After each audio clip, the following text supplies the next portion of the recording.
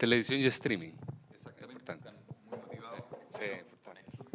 Y también queremos aprovechar de esta instancia de enseñarles un poco, si la idea de que participen. Chicos, lo que acaban de ver es un documental, ¿ya? Yo sé que la mayoría sabe que es un documental, pero es bueno también verbalizarlo, que sepan. El documental que tiene varios elementos. Vemos acá que uso de imágenes de archivo, de entrevistados, y cómo hacemos que el documental sea atractivo y transversal también. Fíjense que tenemos protagonistas del hecho que estamos investigando, los jugadores de la selección del 62. Y tenemos también distintas personas que tienen que ver con la sociedad. Soledad Alvear, importantísima política de Chile, que tenía un nexo porque su padre era dirigente, pero ahí está, opinando de una foto aparte anecdótica. Pepe Albújar, gran fotógrafo deportivo, especializado en fútbol. Entonces, vemos cómo se construye un relato con distintos agentes que le da un valor al documental. ¿Ya?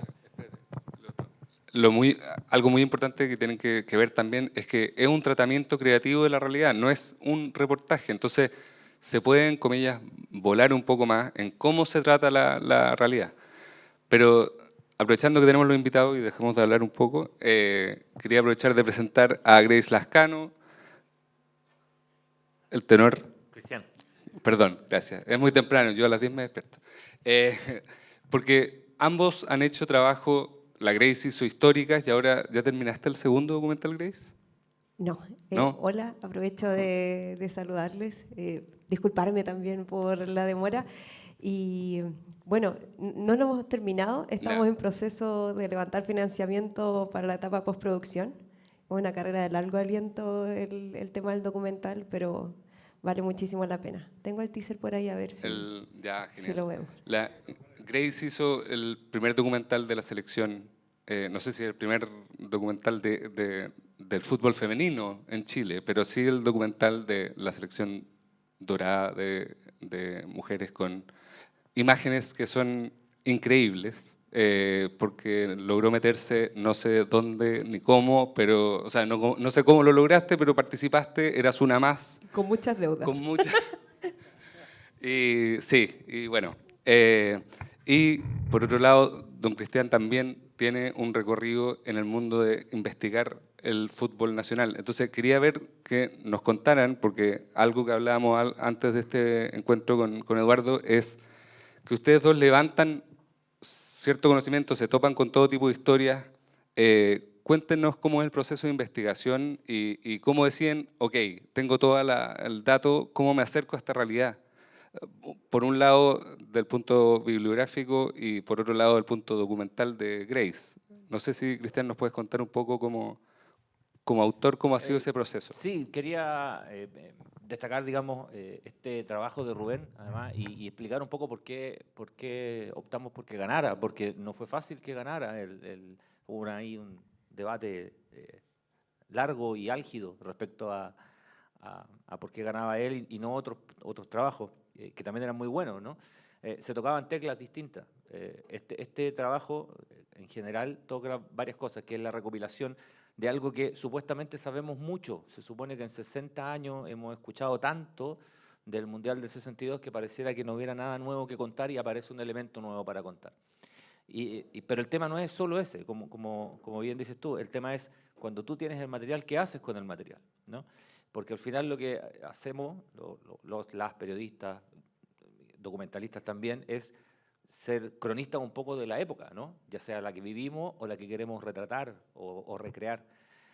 Y ahí es donde él, desde el punto de vista audiovisual, busca una manera de hacerlo en la cual no está presente porque Rubén nunca se ve, pero está extremadamente presente en todo, en la elección de las fotos, en la elección de los planos, en la elección de las declaraciones, en la extensión de las declaraciones, en las personas que junta, dónde las reúne y en el orden, además, en que le da a la historia.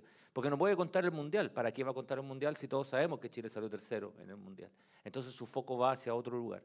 Y a partir de ahí, eso siempre es muy relevante, o nosotros lo buscamos, nosotros lo buscamos cuando vemos los trabajos, ¿no?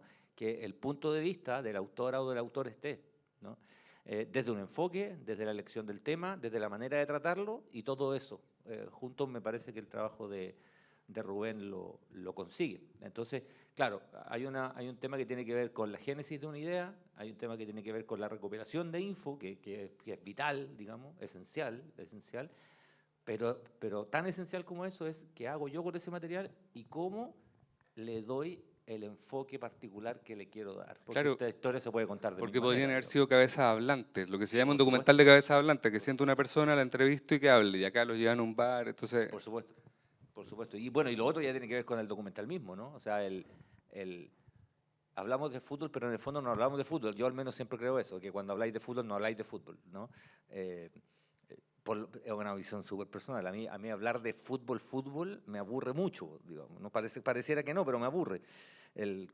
Y lo respeto mucho, ¿no? Pero a mí me aburre hablar del 3-5-2, 4-3-3 y esas cosas. A mí me gusta, por ejemplo, el darse cuenta que Chile era un país distinto en los años 60. A mí me gusta darme cuenta que el Estadio Nacional está repleto.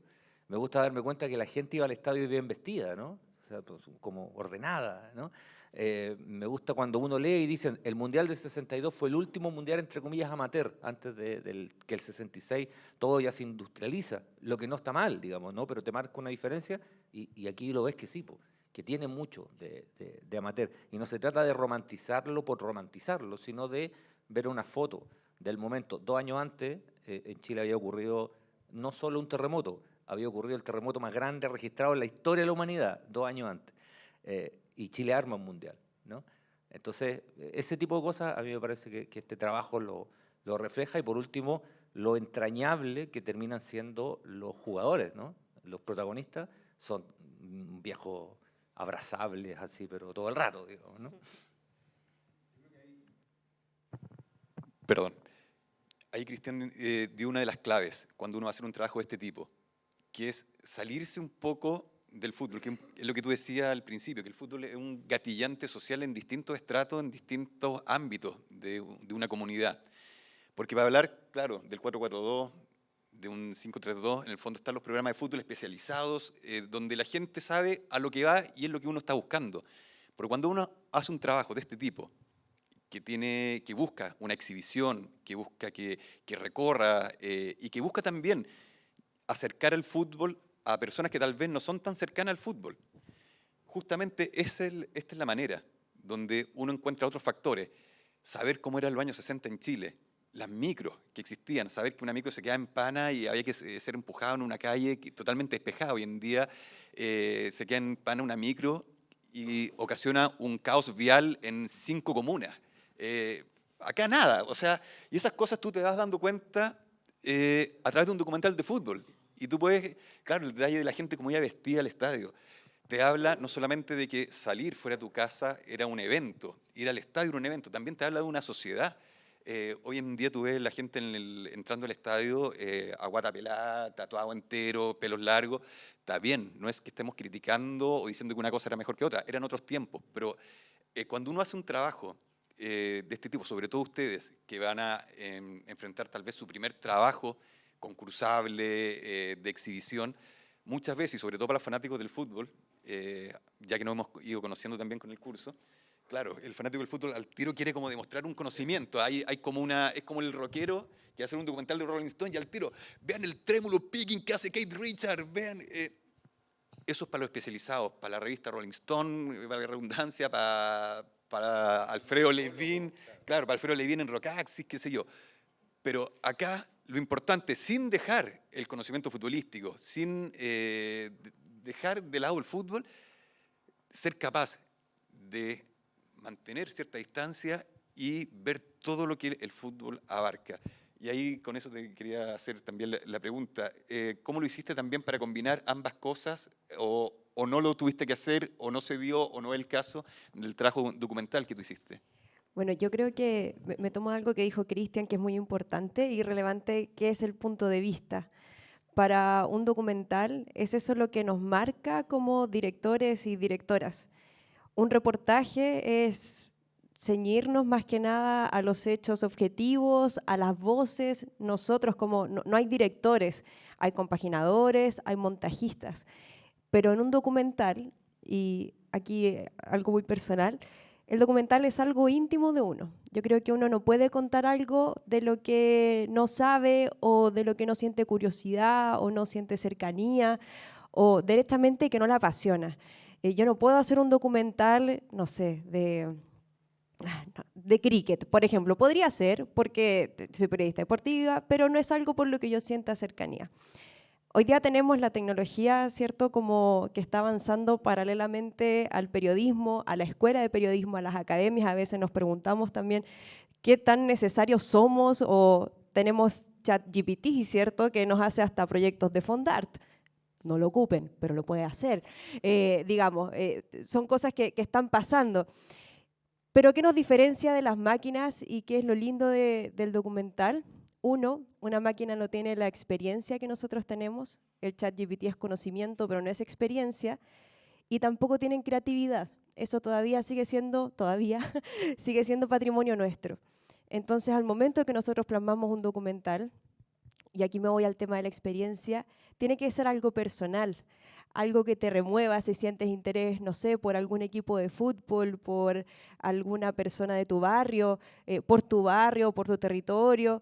Hay un montón de maneras de unirnos al fútbol, a este deporte, pero cuando uno va a hacer un documental tiene que ser algo que te mueva. Cuando nosotras hicimos Históricas, era algo que nos motivaba mucho, tal vez no desde el hecho del fútbol. A mí era lo que menos me motivaba de esto, de Históricas, de seguir a la selección femenina.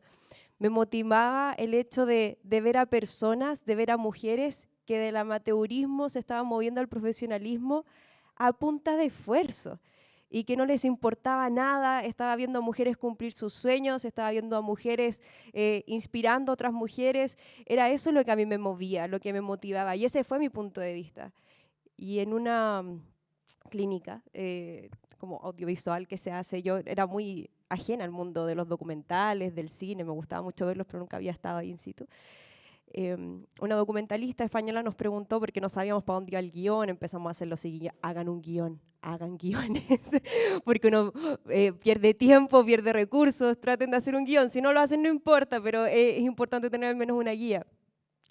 Bueno, esta persona, esta directora, nos preguntó cómo nos había cambiado la vida hacer el documental, hacer Históricas. Y eso siempre es bueno preguntárselo cuando uno necesita un punto de vista, porque es el punto de partida.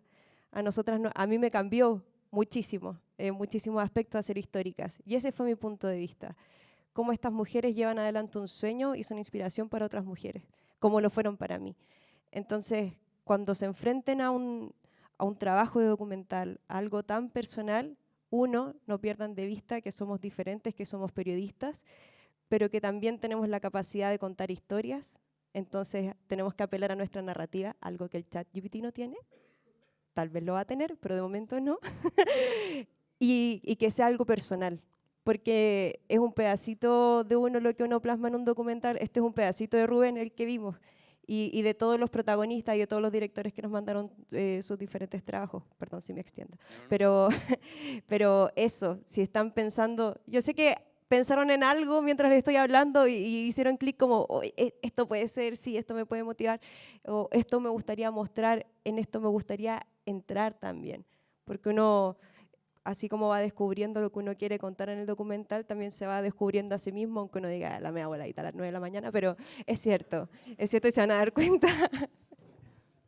Perdón que me salga el libreto, pero ¿te acordáis, Grace, de los que no ganaron, de los documentales que no ganaron? Habían historias de todo. Había, por ejemplo, me acuerdo mucho hablaban de un delantero. Entrevistaban a gente en un estadio de provincia, y hablaban de un 9, se llamaba el 9. A mí me encantaba ese documental. El tema es que el 9 no existía, era un mito, nunca sale el 9. Entonces toda la gente que hablaba actuaba, y actuaban re bien, porque había también elementos de ficción. Entonces ellos hablaban, no, si este tipo una vez entró, se sacó a 7 jugadores para lado y lado, y no existía, el gallo no existía, no lo mostraban y no era real.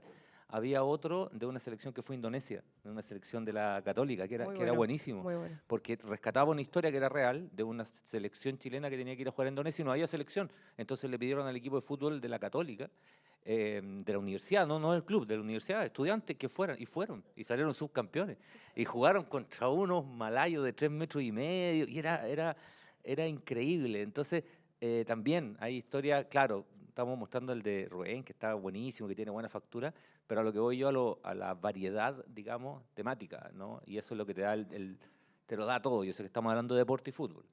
Para no salirnos de ahí, el fútbol te da para contar millones de historias. Les quería preguntar, antes de que veamos el otro, les quería preguntar, al momento de empezar, por ejemplo, una investigación, ya sea para un libro, para un documental, ¿qué es lo que Grace, en tu caso, Cristian, en el tuyo, como te dice, voy por esto? Porque justo estábamos hablando, nosotros, por ejemplo, vamos a empezar a como a mediados de semestre a trabajarlo, pero con Eduardo decíamos, por favor, vayan anotando ideas porque ya van a llegar tarde. Entonces, y no por la cosa como académica, sino porque la vida pasa y entonces, quiero decir, ¿cuál es el momento, Grace, en que tú dijiste, ya, voy a agarrar cámara? O ¿cuál es el momento, Cristian, que tú dijiste, esta es una historia que vale ser contada? Ponte tú en el caso del libro de Bombalé, o en otros. Por favor, cuéntenme cuál es el momento en que dicen, ya, bueno, agarro perdón, el poco academicismo, ya, agarro mis cosas y le pongo. Yo creo que tiene que ver, en mi caso, fue el instinto de justicia, como de que no podía creer, o sea, yo sabía que con todo lo que había pasado en la Copa América, de que hubiesen clasificado al Mundial, yo sabía que no iban a mandar a ningún periodista a partidos amistosos, yo sabía que nadie las iba a recordar después de un mes, o sea, igual rabia. Creo que la rabia es un sentimiento muy movilizador, ¿cierto? Además, justo cuando pasa lo de la Roja Femenina, también se levanta muchísimo el feminismo, ¿cierto? Las protestas en Sudamérica fue algo que también marcó mucho la disciplina por un millón de motivos, pero fue eso, fue el ímpetu de decir como, ya lo voy a contar yo, así como ya no lo va a contar nadie, lo voy a contar yo, lo quiero contar yo, quiero estar yo, así que ese fue el ímpetu. Y es importante siempre preguntarse el por qué lo estoy haciendo. Y también es importante como tip, tal vez, uno tiene muchos hilos de los que tirar. ¿Alguien ha pensado en algún tema? ¿Sí? ¿Tu nombre? ¿Tu nombre, por favor? Franco. ¿Qué tema se te ocurre?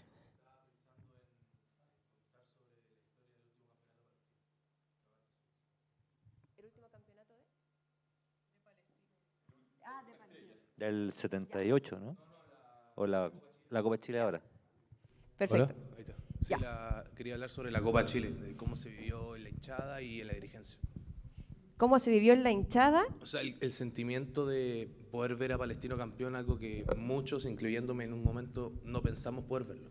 Ya, desde los ojos del hincha. Desde los ojos del hincha y el dirigente, quería verlo. Ya, son dos ojos distintos, pero mira, uno tiene, ahí por ejemplo, tenemos dos posibilidades. Cuando tú me dices como del ojo del hincha o del ojo del dirigente.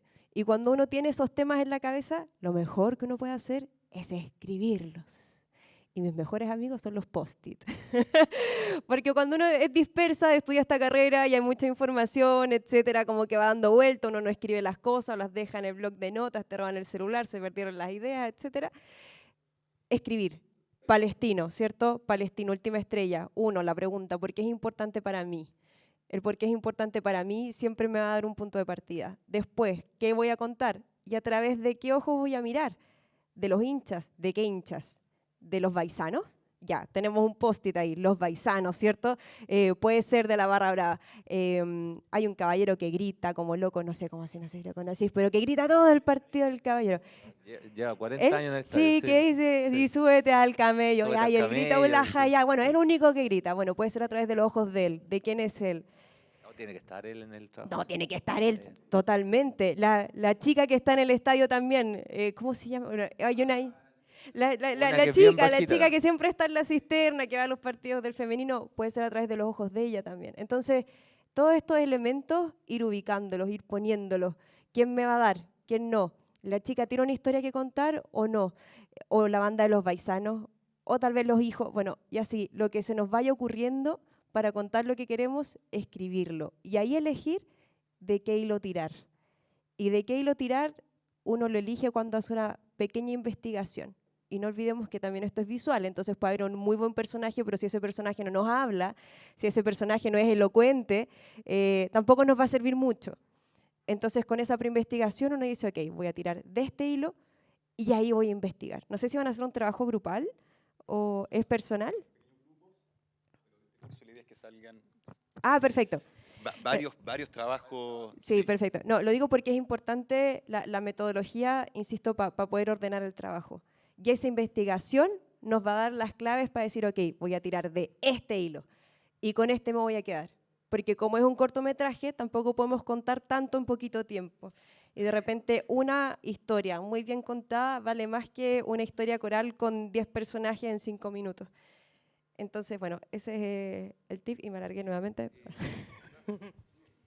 A ver, es que coincido en todo, entonces para no repetir, es que es clave lo que dice la Greta, el éxito, cuando digo éxito, es un trabajo que quede bien, ¿ah? No que salga primero, segundo, tercero, eso son otras cosas, pero el éxito de un trabajo periodístico, reportaje, lo que sea, está en la estructura, básicamente, está en la estructura. Y suena medio latero, pero de verdad es así, está en la estructura. En un libro texto también, está en la estructura. Partes de una idea, evidentemente partes de una idea, y básicamente te empezáis a hacer preguntas, ¿no? Te empezáis a hacer preguntas y después vas creando eso a través de una columna y son, por lo menos yo lo veo como celdas, ¿no? Y después las voy llenando, esas celdas. Y cuando veo esas celdas, post-it le dice la Grace, ahí hay como roles, hay personajes que tienen que cumplir roles. Yo necesito el rol de un hincha histórico. Entonces voy a buscar a uno, si no encuentro uno voy a otro, pero del mismo perfil, pero lo busco, ¿no? Entonces ese rol está cubierto. El hincha, no sé, de la nueva generación de palestinos, un cabrón chico de 6 años, estoy inventando, ¿no? Entonces voy y busco a alguien de ese rol, o un jugador importante de la campaña, si es que quería hacer eso, ¿no? En los diferentes libros es lo mismo, o sea, es la estructura y después vas llenando celdas, porque si tú dices, voy a escribir un libro de 200 páginas, suena mucho. Si tú dices, voy a hacer 10 capítulos de 20 páginas, también son 200 páginas, pero tu cabeza piensa distinto. Entonces, cada uno de esos capítulos ya es un libro en sí mismo y tienes que conectarlo, un hilo invisible, digamos, de manera tal de que eso esté conectado con una línea común. Y a partir de ahí, bueno, hay diferentes motivaciones. Hay motivaciones que bien decía la justicia, la rabia, la coyuntura a mí me interesa mucho también, ¿no? A mí en particular, porque creo que los periodistas somos cronistas de la época que nos toca vivir o recrear alguna época que es necesario que haya registro, ¿no? Y nosotros tuvimos mucha suerte, tuvimos mucha suerte. Nos tocó cubrir, siempre hay buenos relatos, ¿no? Pero cuando ese relato va acompañado de pronto de cosas importantes, como clasificaciones, victorias o relatos, se te hace, entre comillas, más fácil. Entonces, hablar de Gary Medel es una historia gigantesca cuando sea. En 1930 la historia de Gary igual es notable. Pero si Gary gana 2 Copa América, la coyuntura te da un pase-gol, digamos, ¿no? Si no la quería ocupar, esa ya es cosa tuya. A mí me da mucha risa cuando me critican en redes por escribir muchos libros, digamos, de coyuntura. Digo, loco, si es mi pega, o sea, es mi trabajo, ¿cachai? Es como decirle a un doctor que no operís tanto, ¿cachai? Es como un absurdo. Entonces, somos responsables de la época que nos toca vivir y contar. Y durante muchos años hay muchas historias en Chile invisibilizadas todavía, pero hubo décadas donde estaban todas las historias invisibilizadas, todas, y solo veíamos en las noticias inauguraciones y cuestiones como esas, ¿no? Entonces hay que mirar para otro lado. Hay gente a propósito, Franco, de lo de Palestino, hay gente en Palestina siendo hincha de Palestino. Esa historia también es muy linda y también podría ser un contraste, por ejemplo, algo difícil de conseguir, pero que hoy día con la tecnología, si alguien se puede lograr esa estrella, esa copa a la gente de Palestina, le produjo mucha alegría en ese momento. ¿Fue eso cuando habían hinchas virtuales? El partido con River, me acuerdo Sí, yo en el Monumental, sí. donde había pantallas, claro, y veían en directo el partido. Esa historia también es, bueno, digo, otro hilo del cual tirar que podría ser, pero cuando uno piensa en la historia, eso también es impactante porque no sé si pasa con algún otro equipo del mundo. ¿Cachai que el ejercicio sale solo? Sí. Es solo hacerse preguntas. Y después uno define las que te gustan más, y lo que dijo también la Grace, las que son más plausibles de hacer, porque a veces a uno se le ocurre entrevistar a Roger Federer y es medio complicado. Pero al hacerse las preguntas está bien, po. Eso es como, perdón que me vaya por otro lado, pero yo también hago clase, entonces siempre le digo a los estudiantes el qué, quién, cómo, cuándo, dónde, que entramos el primer día y nos enseñan la primera hora eso, que es una fomedad, pero hay que manejarlo y ya. Pero las preguntas claves son ¿por qué? Y yo siempre le agrego una, que es el para qué. ¿no? Y es, ¿para qué estoy haciendo esto? ¿Lo estoy haciendo porque me pidieron un trabajo? Sí, sí sé. ¿Lo estoy diciendo porque es parte de un ramo? Sí, sí sé. Pero ¿para qué lo estoy haciendo? ¿Para qué estoy estudiando esto? ¿Para qué quiero trabajar en esto? ¿Para qué estoy aquí? ¿No? ¿Para qué?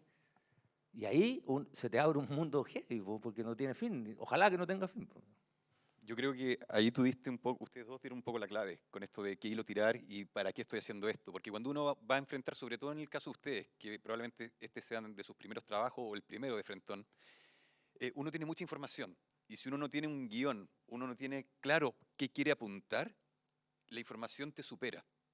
Si yo voy a entrevistar a Roger Federer y me lo consigo por ese motivo y no sé cuál es mi objetivo de esa entrevista, lo quiero emocionar, le quiero hacer un homenaje, quiero que su historia de vida sea un ejemplo para los niños en Chile, una motivación, etcétera, voy a topar con una serie de respuestas amplias que se me van a diluir en el mar.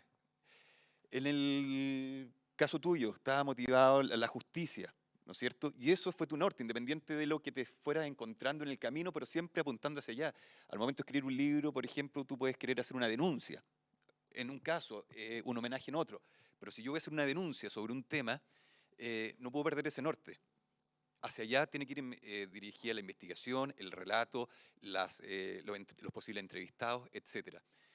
Porque si no, la realidad te empieza a mandar a ti y tú tienes que tratar de dirigirla. Si no, se te pierde el trabajo y pasa a ser un trabajo más de tantos en vez de ser un trabajo único y reconocible. Pasemos a...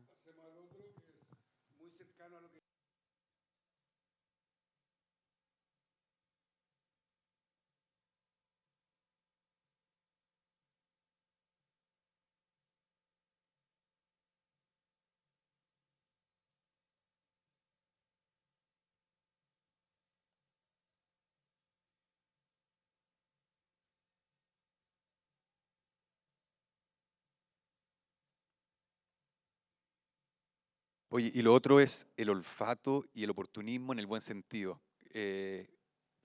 Porque el documental anterior coincide con 60 años del Mundial, o sea, 2022 al 62.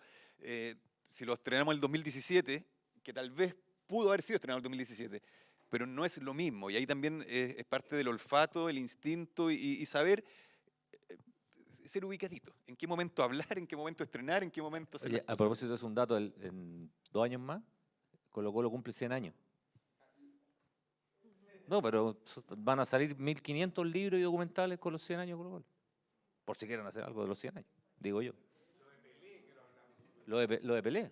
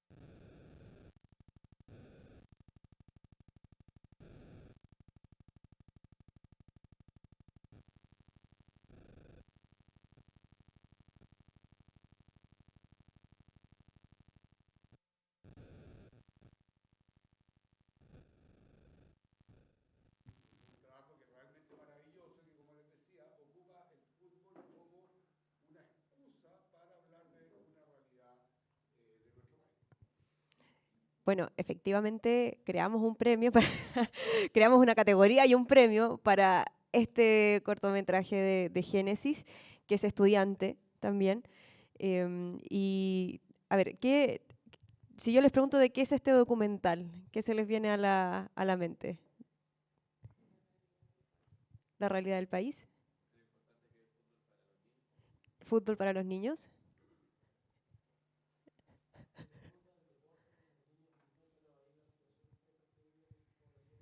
Sí, la importancia del deporte en la situación de población siempre, sí. Fútbol como vía de escape. Todas esas teclas, ¿alguien se fijó en los murales?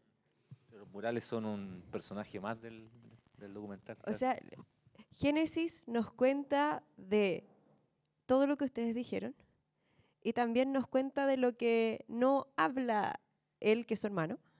Por lo demás, hablan los murales de la Villa Portales.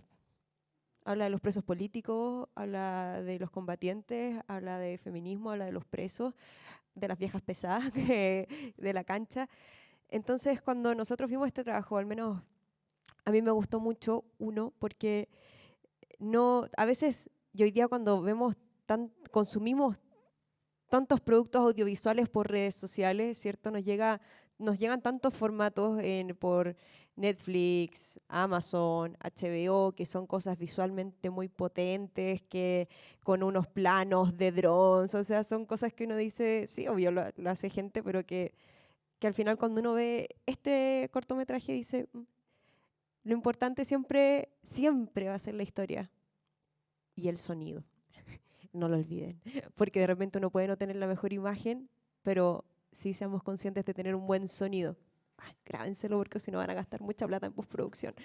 Pero este cortometraje de Génesis es muy personal, es muy íntimo, es de donde ella vive, habla a su hermano, habla los murales, habla su contexto y habla del fútbol.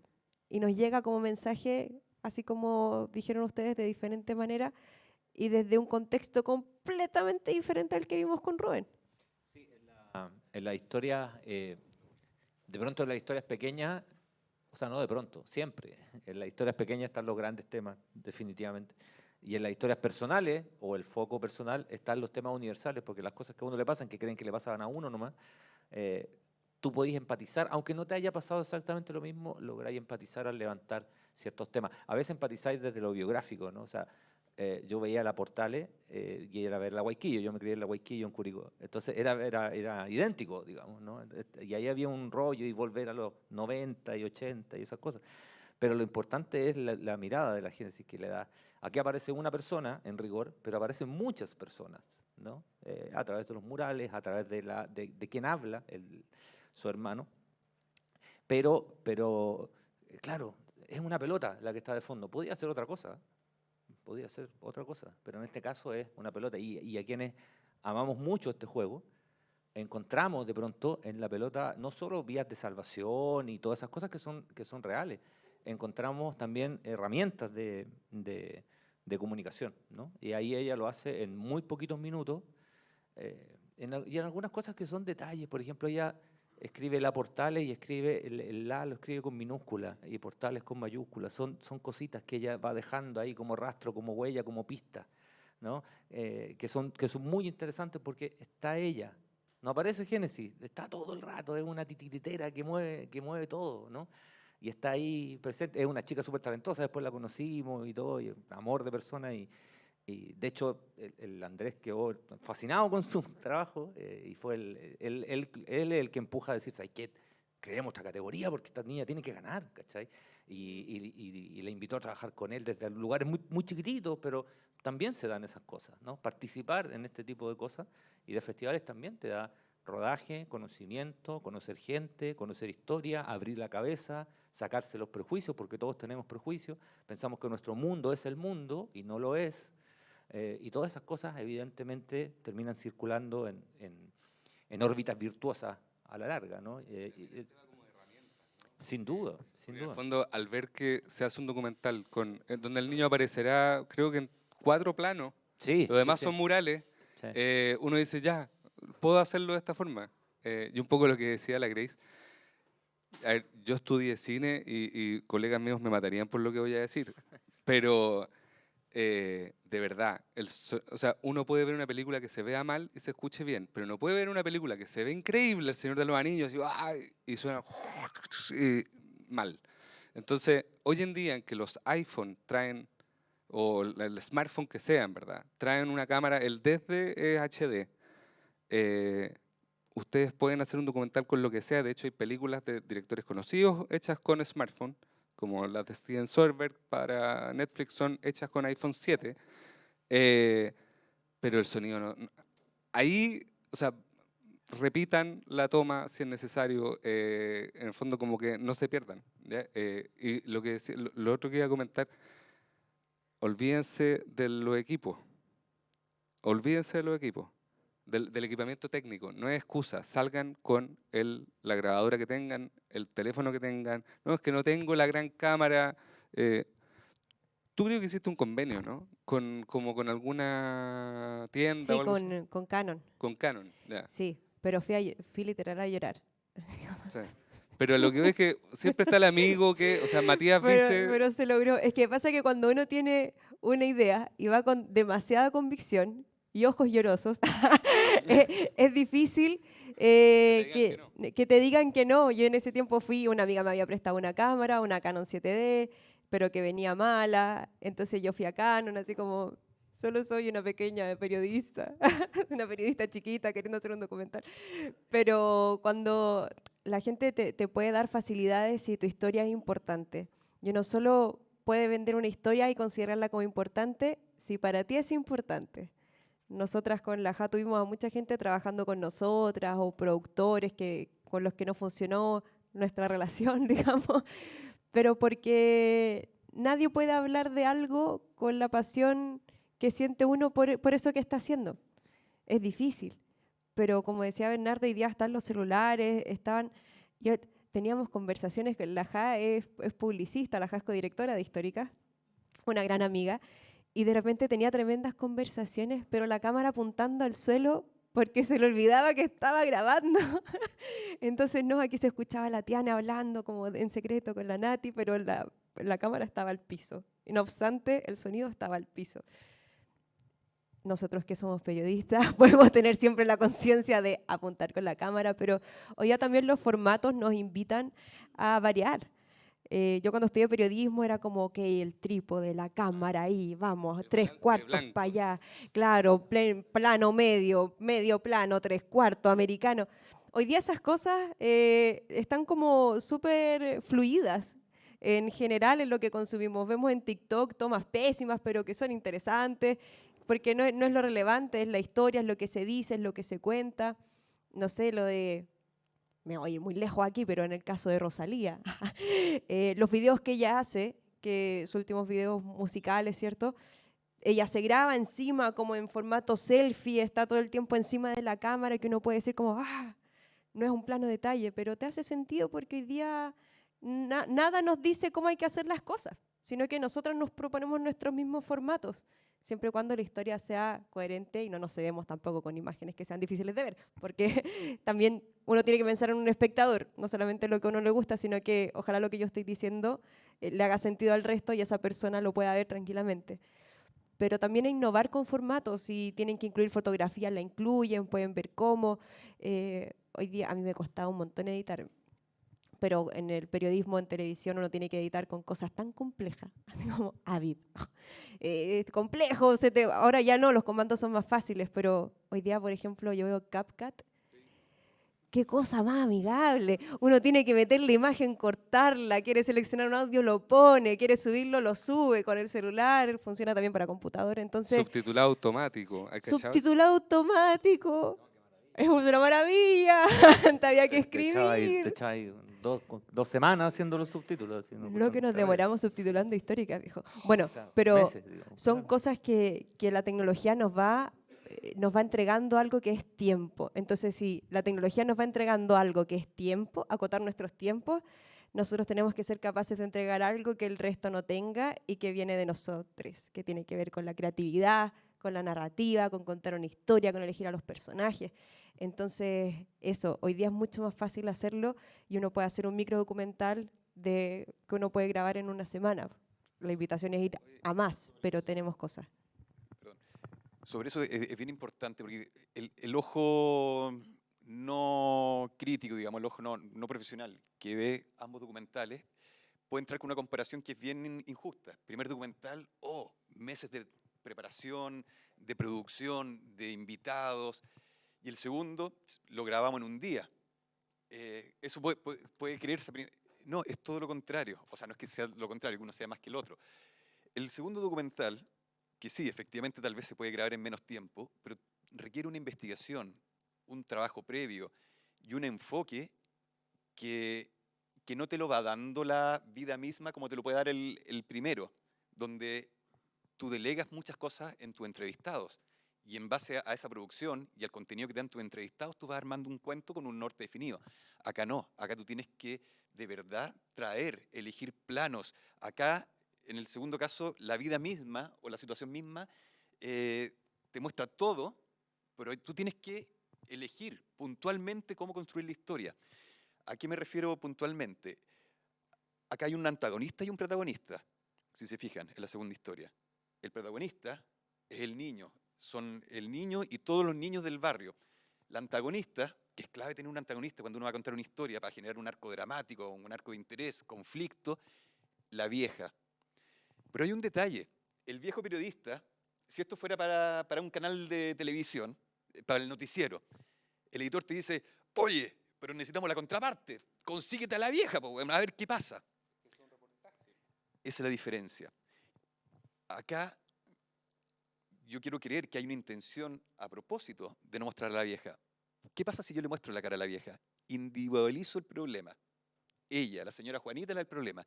Cuando no muestro a la vieja, estoy hablando de todas las viejas o todas las trabas que existen para todos los niños que quieren jugar fútbol.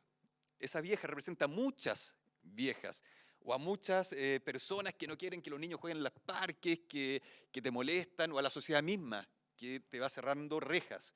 La metáfora de la reja, la imagen preciosa del cabro chico metiéndose por el hoyo de verdad es una imagen de premio, de verdad. Entonces, tú eso lo vas a lograr solamente si tienes muy claro lo que quieres lograr. Ustedes no hayan ni siquiera nacido, sus padres eran chicos incluso. Tú tal vez te puedes acordar. ¿Te acordás de Tommy Jerry?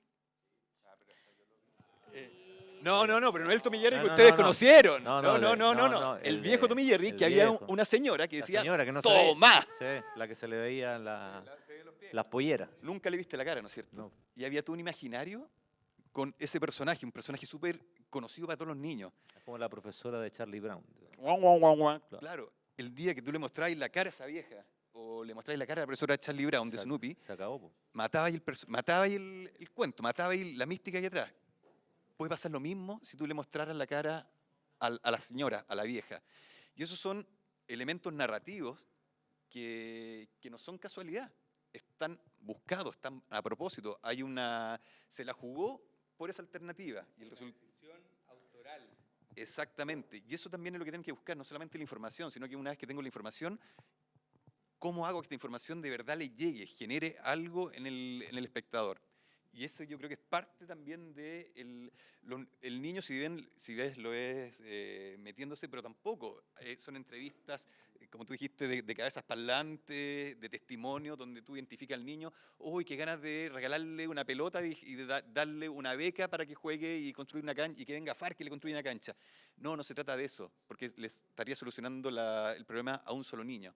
Acá este documental yo creo que la gracia que tiene es que refleja la realidad, al sacarle los rostros refleja la realidad de todo Chile, donde hay una cancha, donde hay niños que quieran tratar de jugar con una pelota.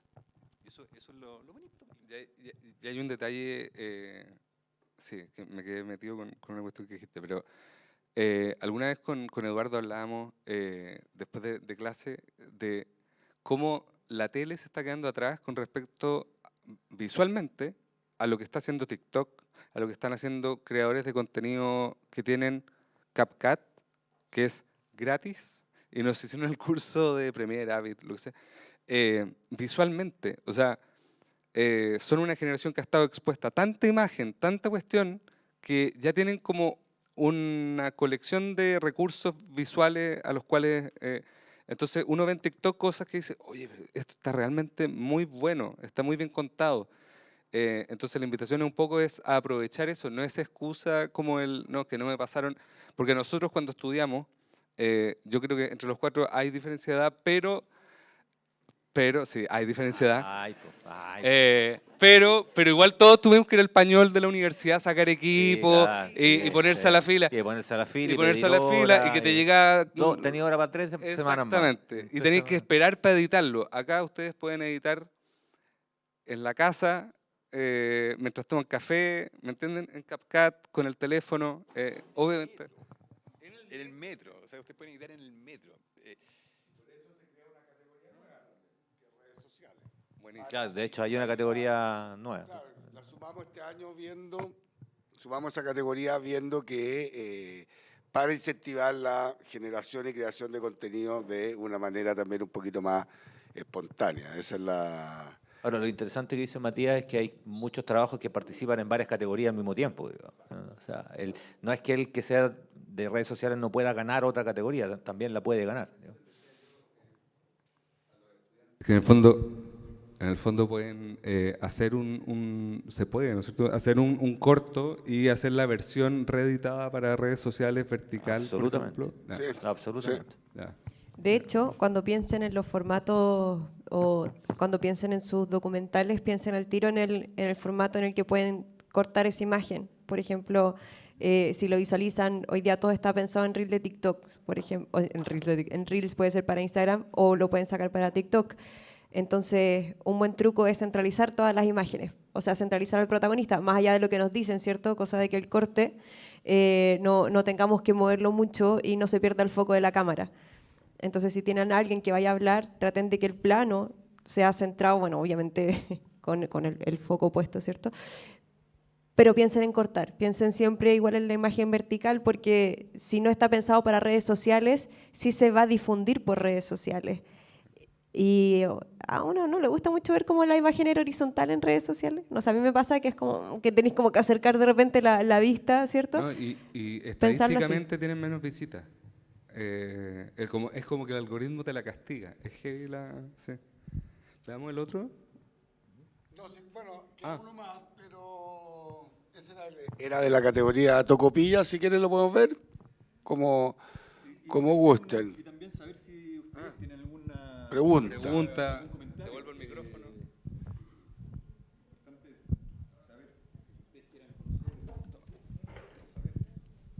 Grace, hola, David Cáceres acá.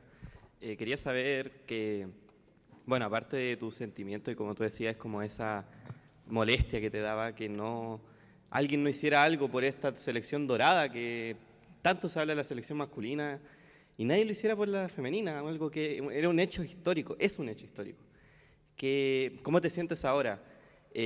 También aquí, aparte de lo que es como el documental, ¿crees que se profesionalizó mucho más el deporte femenino en Chile después de haber pasado al Mundial? Como que se le tomó más importancia. Gracias. Gracias por tu pregunta. Siento que Chile es un país muy poco deportivizado, pero nos gusta mucho cuando a nuestros deportistas le va bien. Entonces da lo mismo si sea golf, todos somos golfistas con Joaco Niman, no importa, desvelados, oye, pero ¿qué es un beer? ¿Qué es no sé qué? Ya, tenis. No, es que nada, son unos muertos, ganó Garín, siempre le tuvimos fe, aguante Garín. Entonces somos un país sumamente exitista, donde no apoyamos desde la base, no seguimos desde la base, comunicacionalmente también estamos muy al debe con eso.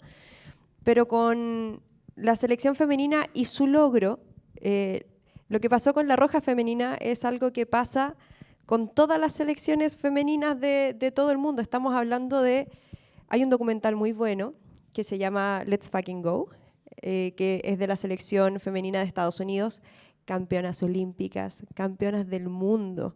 Estamos hablando de una selección que es primera vez en su historia que no va a tener podio en un mundial de fútbol femenino. Que sin embargo, después del Mundial, después de conseguir el trofeo de campeonas del mundo, bicampeonas del mundo, Megan Rapinoe y sus compañeras, sus referentas, ¿cierto?, lideraron una demanda contra la Federación de Estados Unidos para exigir igualdad. Y es la selección femenina más exitosa del mundo. Entonces, ¿qué le queda al resto? Y cuando pasa esto con la Roja Femenina, cuando se visibiliza, creo que también siempre es importante que militemos en algo como periodistas, en lo que sea, pero militar en algo. O sea, mi militancia al menos está con el fútbol femenino. Pero en lo que se propongan, visibilizar, denunciar, mostrar, remover, siempre tenemos que tener un rol activo. Y lo que hizo la Roja Femenina, que fue ellos, y fueron ellas después del Mundial, pero pasa lo mismo, o sea, no consiguieron ir al Mundial, vino una dirigencia de la NFP que puede ser la más nefasta del último tiempo, ¿cierto? Con líderes, estamos en un momento tan crítico, con líderes tan mediocres, que el fútbol femenino obviamente no es relevante para ellos, pero que uno dice, ya, ¿dónde estamos con el fútbol femenino al menos? Lo positivo, ¿cierto?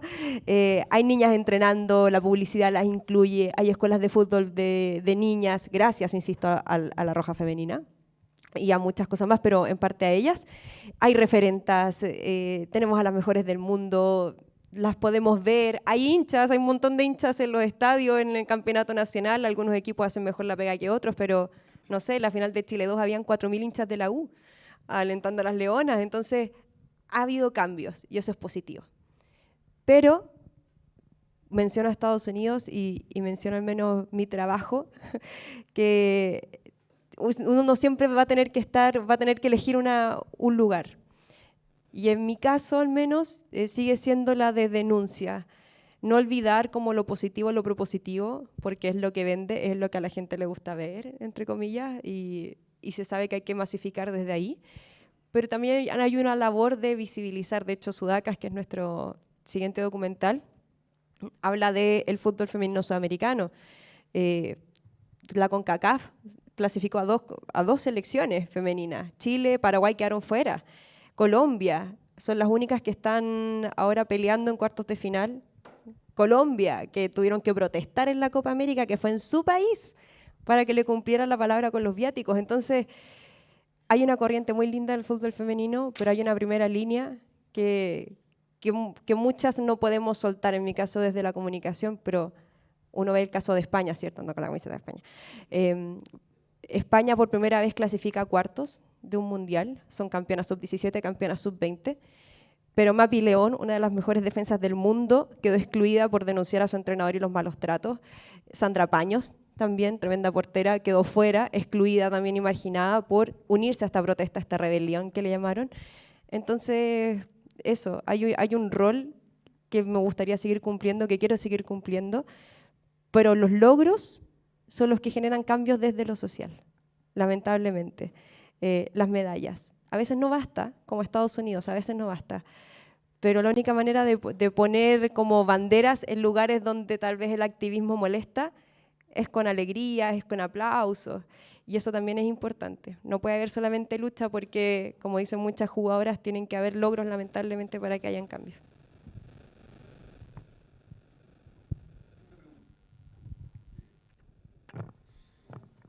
Una pregunta para Cristian, que tal vez la respuesta es súper obvia, pero yo creo que a los alumnos les va a servir escucharla. ¿Por qué tú escribes libros? ¿Por qué escribes un libro? ¿Por qué darse la lata, el riesgo? Cuando digo lata me refiero, uno puede decir, tengo un trabajo, esto me va a quitar horas a mi familia, esto me va a quitar horas a mi propia pega, a mi tiempo libre, pero entonces, ¿por qué hacer un libro sabiendo que acá, aparte en Chile uno no se hace millonario con los libros, hay que pelear con las editoriales, pero ¿cuál es el motivo o la motivación para decir, ¿sabes qué? Basta con el día a día, voy a hacer algo distinto? Como te digo, la respuesta puede ser súper obvia, pero No, bueno pero que no es tan obvia. O no, pero claro. es bueno que lo escuchen estudiantes. No es tan obvia porque a ver, porque la respuesta es múltiple, digamos. No viene de un solo lugar. Yo no soy escritor, esto es lo primero, ¿no? Me encantaría hacerlo, no soy escritor, me encantaría hacerlo. O sea, es que yo creo que hay escritores que son escritores y escritoras a la primera, y hay otros que pueden tener 26 libros y no son escritores o escritoras, creo yo. para mí la diferencia tiene que ver no solo vivir con eso, sino que tener una voz, ¿no? A partir de ahí, y yo siento, y me he cagado entero, perdona el francés, pero me han ofrecido 1000 veces escribir de ficción y no me atrevo. Y tengo escrito cosas y no me atrevo a mostrarlas, ¿no? Entonces, yo me siento muy cómodo desde el lugar del periodista, lo reconozco, me siento muy cómodo desde el lugar del periodista. Darle mi enfoque, pero desde el lugar del periodista. No me atrevo aún a hacerlo desde otro espacio. Y desde ese espacio del periodista, ahí hay varias cosas. Una, hay un tema de gusto también. A mí el formato libro me sigue pareciendo el más hechizante de todos los formatos. No el mejor ni el más completo, pero a mí leer me sigue generando algo que no me genera otra plataforma, ¿no? Da lo mismo si es papel o me he entregado a leer digital, pues durante muchos años me negaba, pero ya me entregué. Pero a mí leer me genera un hechizo, insisto, una cosa mágica entre la persona que lo escribió y quien lo lee, donde no participa nadie más. No puedo hacer, si yo estoy leyendo, no puedo hacer otra cosa. Y eso, a mí, ese vínculo a mí me parece fascinante. Eso uno. Dos, yo soy muy ñoño, entonces yo toda la vida quise ser periodista. Soy un güey muy fome, digamos, ¿no? O sea, cuando los cabros chicos iban a los jardines y querían ser astronautas y bomberos y esas cosas, yo quería ser periodista, así de fome. Entonces, yo, o sea, yo no sé cambiar un enchufe, ¿cachai? Yo no sé hacer nada, aparte de hacer esta pega, que no sé si la hago bien, pero la hago con ganas. Eso es lo único que me interesa. Y ahí hay una cosa de motivación. A mí escribir un libro era el sueño de mi vida periodística, ¿no? O sea, yo quería escribir un libro. O sea, eso, quería. No tenía ganas. Creo que es lo que mejor hago también. Creo que escribo muchísimo mejor de lo que hablo, muchísimo mejor. Ahora que en la radio me contraten y me tengan 15 años ahí, ya es problema de ellos, digamos, y me tuvieron 20 años en la tele, pero yo creo que no lo hago bien, creo que lo escribo bien, pero lo otro no. O al menos me esfuerzo, me cuesta más, me cuesta mucho más. Pero escribir es una cuestión, insisto, no quiero ponerla por sobre otras cosas porque no creo eso, ¿ah? No creo que la persona que escriba sea mejor que la persona, para nada, para nada. Creo que sí tiene que ver con cosas muy personales. Y lo último, y siempre lo digo las estudiantes, cuando empecé a estudiar, estoy bastante más viejo que ustedes, ¿no? Yo entré a estudiar en el 96, saliendo del colegio al tiro, entonces era muy chico cuando entré a estudiar. Iba un año adelantado, entonces era muy chico, yo tenía 17, cumplido hace 2 meses. Y yo era, bueno, soy todavía, pero en ese tiempo más, era infernalmente tímido, pero brutalmente tímido, terriblemente tímido. Y yo encontraba en la escritura un espacio de libertad total que todavía tengo, digamos, ¿no? Sigo siendo tímido, pero ya me importa menos. Pero en esa época era lo que era la pelota para el niño, para mí eran las letras, digo, lo siguen siendo. La pregunta tenía que ver un poco para ustedes, chicos, y agradezco la respuesta, porque el hacer un proyecto propio, sea un cortometraje, sea una película, sea un documental, sea un libro, es la oportunidad que ustedes tienen de ser sus propios jefes, sus propios editores, de cumplir un sueño, de contar algo que tal vez no tenga cabida en los medios tradicionales, de desarrollar un tema que tal vez su jefe, su editor, no les ha dado el espacio para hacerlo. Y esto que ustedes van a enfrentar ahora, tal vez sea su primera aproximación de un trabajo real, no un trabajo para que sea evaluado por los profesores con una buena o mala nota, sino que un trabajo que va a ser visto por un jurado, va a ser visto por una comunidad, que si le ponen todo el cariño, el talento y tienen la suerte de pegarse un golazo, tal vez incluso trascienda más allá del jurado, del festival y de esta clase. Entonces, el mensaje finalmente es para que ustedes esto lo hagan con una motivación de la san puta, porque no sé cuántas veces van a tener la oportunidad de hacer un trabajo que sea visto por gente, que sea evaluado por profesionales, que salga del ámbito universitario, por lo menos a esta altura de sus carreras, de sus vidas. Entonces, súper valioso e importante, y varios de ustedes tal vez después sean grandes documentalistas y digan, yo partí con un documental para el Festival de Cine Tocopilla y fue mi primera obra y fue maravilloso y me abrió todo un camino. pero tienen que estar súper motivados para lograr este tipo de objetivos, de resultados, perdón. Y lo otro, yo los motivaría a, tampoco es tan caro el pasaje para que vayan a Tocopilla. No, en serio, lo digo súper en serio, porque el estar ahí con gente que hizo los documentales, el estar con la gente, ver cómo reaccionan en una pantalla grande a lo que tú hiciste, aunque es impagable, o sea, vale mucho más, no sé, les juro que no sé cuánto vale el pique a Tocopilla, pero esto va a ser mucho mejor premiado que ese... Por favor.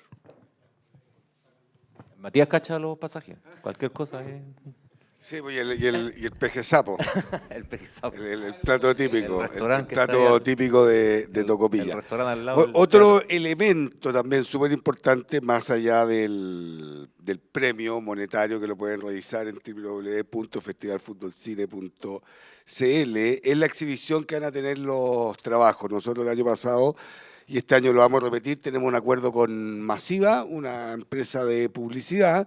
Entonces se exhibieron los cortos ganadores y otros seleccionados también por el jurado en el metro, logrando una tremenda audiencia. En el metro hay 2 millones de pasajeros cada día.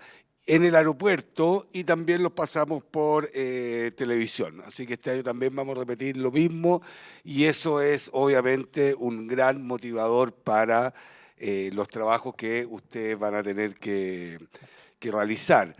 Ayer no sé que los más futboleros pueden haber visto ayer el partido de Ñublense, digamos. Entonces yo les diría acá, háganlo con el alma y no piensen huevá.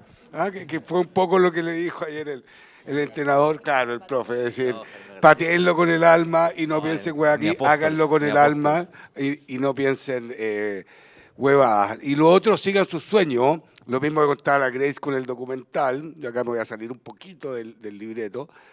Cristian con los libros y yo con este festival. Este festival nació de la nada. Yo decidí empujarlo, dos pasiones, el fútbol y el cine, tocar muchas puertas, varias de ellas con los ojos llorosos también para lograr auspicio, y de algo chiquitito yo creo que ha ido tomando forma, y juéguensela. Juéguensela, pónganle alma y hagan un muy buen trabajo, y aprovechen a los profesores. Aprovechen a los profesores, ustedes tienen ahí una ventaja respecto del público común, que van a tener tutores en cada uno de sus trabajos. Así que éxito, mucha suerte. La pregunta para terminar, y yo quiero agradecer obviamente a Grace, a Cristian, a la universidad, al profesor CUTE, a la Corporación Cultural de la Cámara Chilena de Construcción y a SQM, que son los que nos permiten a nosotros hacer este festival. Así que con esa pregunta ya tenemos que ir terminando, porque los contertulios tienen que partir a hacer sus labores. Muchas gracias, chicos y profesores. Yo les quería preguntar a Grace, porque Cristian ya respondió más o menos, ¿qué te motivó a ser periodista y hoy en día ser uno de los referentes en el periodismo deportivo chileno? ¿Qué te motivó a llegar al periodismo deportivo en Chile? Y el por qué el fútbol en sí y no cualquier otro deporte. A diferencia de Cristian, nunca supe bien lo que quería hacer. Tal vez como les pasó a varios, pero nunca tampoco me lo cuestioné. Quería ser secretaria como mi mamá. Eso jugaba al menos. Jugaba a ser secretaria como ella, y con sus talonarios y con sus cositas.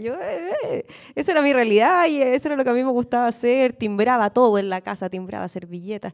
Pero nunca me planteé algo como ser periodista. Después quise estudiar Derecho. De eso estaba convencida. Mi abuela era abogada y siempre quise estudiar Derecho, hasta que me fui de gira de estudio. Y dije, bueno, tal vez no quiero estudiar tanto, tal vez quiero viajar un poco más. Entonces, no, antes quise estudiar antropología. Dije, antropología debe ser, igual fue como una crisis de tercero medio esto, pero porque siempre me llamó mucho y me gustaban mucho los fenómenos sociales. Me gusta mucho la sociedad, me gusta mucho andar en la calle, cuando me toca viajar me gusta conversar con gente agotadora, intensa, me gusta mucho. Y por eso también me gustó el fútbol. Vengo de familia muy futbolera. Mi abuela para mi graduación estaba apurada porque iba a jugar al Real Madrid un partido de Champions, para mi titulación de la universidad, así como, bueno, vamos terminando porque juega el Real Madrid. Mi abuela hoy día tiene, no sé, 98 años. Mi papá, muy futbolero, mi hermano. Mi casa es de esas casas donde está la radio constante atrás con un partido, como que uno ya como en tu mente suena un gol de fondo, aunque no haya gol, ¿le ha pasado? Como que está sonando un partido y uno piensa que es gol, pero nunca ha sonado un gol. Bueno, así, en esa psicosis vivía. Y ya entré a periodismo finalmente, pero porque no quedé en antropología en la Chile, que era lo que yo quería. Pero finalmente me gustaban mucho las comunicaciones. Y desde lo social, que nunca me pensé como periodista deportiva tampoco, sí me gustaba mucho lo que el fútbol provocaba en la gente. Me gustaban las hinchadas, me gustaba el deporte, me gustaba ir a ver jugar a mi hermano. Yo, no como las mujeres que hoy día respeto mucho, bueno, mi misma señora que jugaba ahí a la pelota desde chica, me gustaba mucho verlo, me gustaba ir a los partidos, me gustaba gritar. Eso me gustaba. Y eso me atrajo del fútbol. Y ahí empecé, obviamente, después, sin saber mucho para dónde iba la micro en primero o segundo año de periodismo, donde tuve muy buenos profesores, que sí me sembraron la inquietud de hacer algo, uno, que me gustara, y dos, de hacerlo bien. Y así fue como empecé este camino, mientras estudiaba. Y eso también es importante. Si ustedes tienen un espacio, si tienen un pequeño tiempo para dedicarle a algo en lo que se vean del periodismo, háganlo.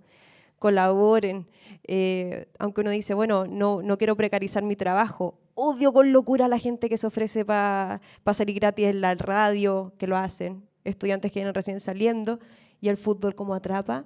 Hay estudiantes que vienen recién saliendo y se ofrecen para hacer las cosas gratis. Digo, mientras uno está estudiando, eso vale, porque uno está aprendiendo y uno tiene ese margen de error. Pero apenas salgan, cobren por su trabajo. Pero para eso, este tiempo que van a tener de carrera, prueben, colaboren, vayan, pregunten, piénsense, ¿qué medio de comunicación me gusta? ¿O qué quiero hacer? ¿O por dónde quiero ir? Ofrézcanse, ofrezcan sus columnas, a hacer cosas pequeñas, a ir, a escuchar, a aprender.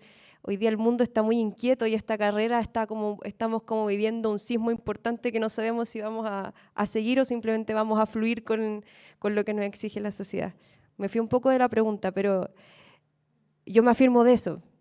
Más allá de ser referente, que no sé si lo soy, al menos no me siento así, sí creo que esta carrera y lo que he hecho me ha permitido aferrarme a eso que yo quiero mucho del deporte, que es lo que provoca en la gente, que es que puede ser agente de cambio, que es social, el deporte es social, no lo olvidemos nunca, el deporte genera autoestima, y de ahí nos vamos tomando, y ahora hago clases y es algo que me fascina hacer ahora.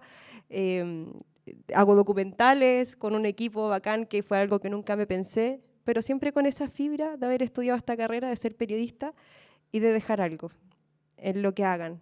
Dejen algo y disfrútenlo mientras lo hagan, de verdad, porque después uno va a mirar para atrás y va a decir, no vale la pena nada, pero para eso uno tiene que estar constantemente aprendiendo, no siendo ajeno, no sé, a TikTok. No me gusta TikTok, lo hago igual, porque hay que hacerlo, pero porque hay que estar ahí. Y eso, más allá del periodismo deportivo, me gusta estar cerca de lo que el deporte provoca en la gente, y más todavía en las mujeres y en las niñas.